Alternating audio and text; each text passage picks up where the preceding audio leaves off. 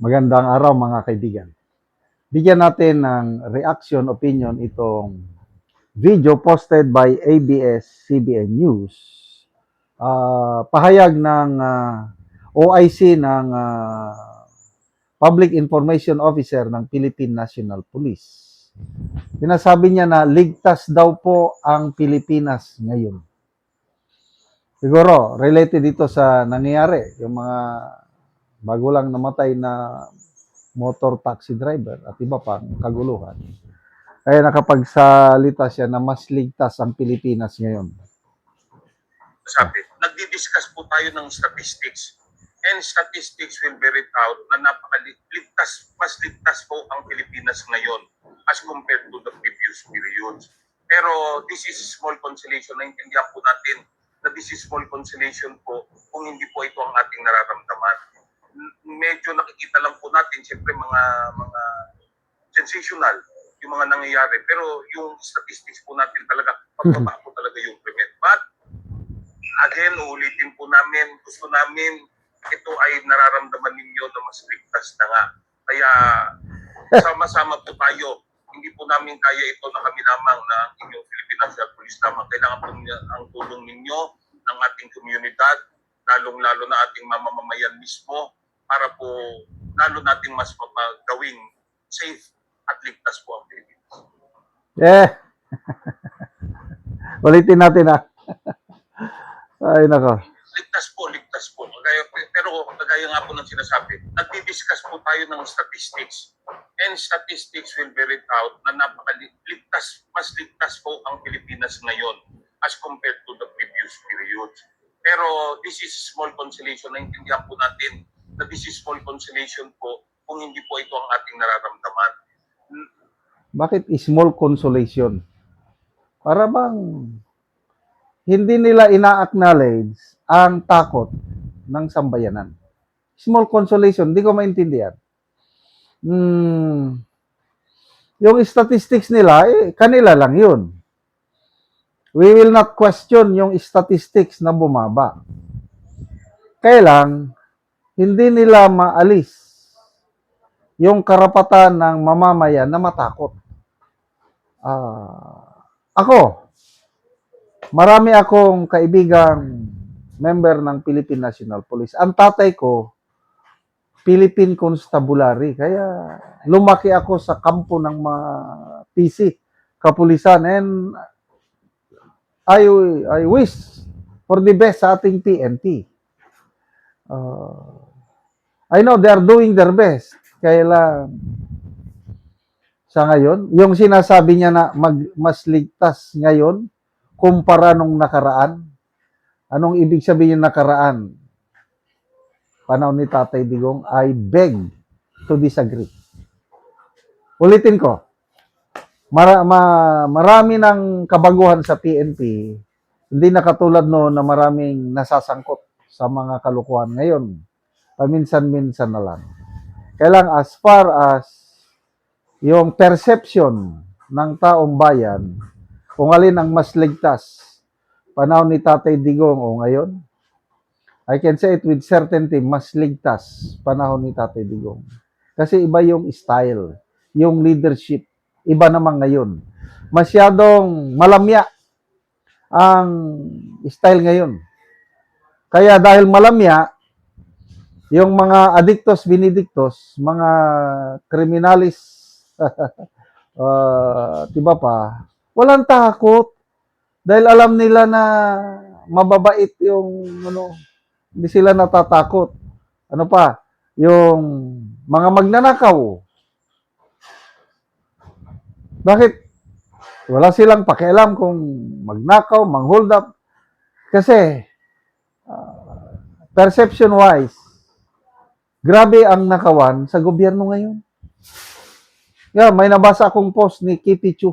Ganyan ang kanyang punto de vista na alam ng mga masasamang elemento kung ano ang nangyayari sa gobyerno ngayon. Kaya sila naman, wala silang pakialam.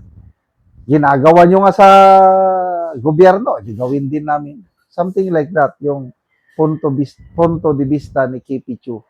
At nakakalungkot po. Again, na maiyak-iyak ako kahapon, nabasa ko yung isang post, isang rider dahil sa nangyari sa kapwa nila na rider, natatakot na silang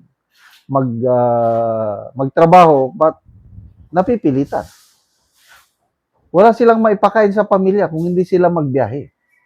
Yung isang rider, naglagay ng mensahe sa likod ng kanyang helmet.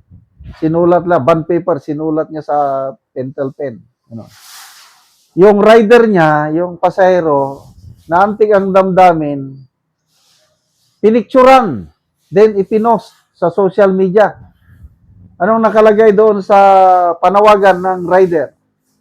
Buntis ang misis ko, sana wag niyo akong saktan. Anong ibig sabihin nun? Natatakot yung rider. Baka matulad siya doon sa napaslang rider kasama nila.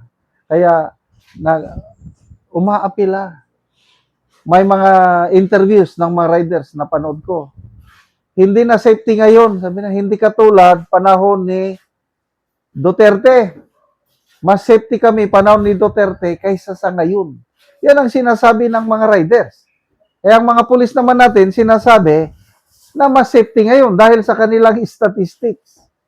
So, bahala na tayo, taong bayan, kung anong pakiramdam ninyo.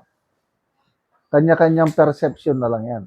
O ako inyong tatanungin, mas ligtas panahon ni Tate Digong. Magbasa tayo. Medyo nakikita lang. Maria Monet, parang wala sa sarili na nagsasalita. Sos Mario Josep, sobrang ligtas po talaga. Parang nagba din magsasalita. Saan galing ang mga datos ninyo? Sa Mars? Nakakapilid din kung paano nila niluluko yung sarili nila. Talagang with confidence. Taga saang planeta ka, sir? Guard, may nanaginip dito, pakigising. Pati pulis, bend below na rin. Salamat mga kaibigan sa inyong pagsubaybay sa channel na ito. Nakakatulong kayo ng malaki sa tribong talanding ng Bukidnon dahil ang sweldo natin sa channel na ito is pantulong sa tribo. Namimigay tayo ng libreng yero at pako para makapagpatayo naman sila ng mas maayos na tirahan. Panoorin nyo ang video na ito. Anak ko diri sa balay ni Uncle Roger Binhira nga taga Barangay Tikalaan, Pork-Tres, San Alahay, Talakag, Bukidnon. So muna ni ang itsura sa iyang atop nga mga dagko na og buslot og muna ni ang iyang atupan karon. Ulihan ni karon niya sa gitabang sa iyahang yero. So kini si Uncle usa ni siya ka balo.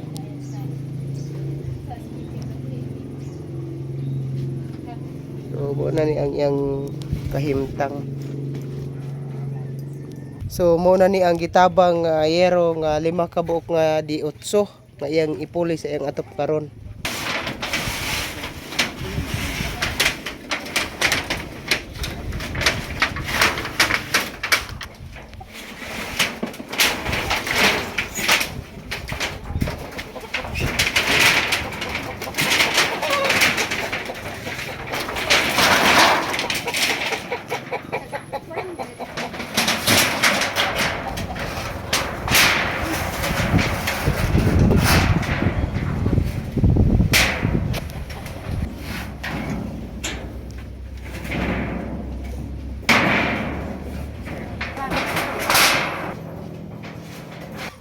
Ug karon humanagid sa pag-atop ang ginatabang nga yero.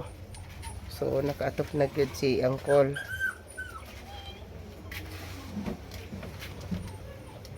Salamat sa Ginoo nga nakatop na gid ko sa akong kusina nga gaulan na.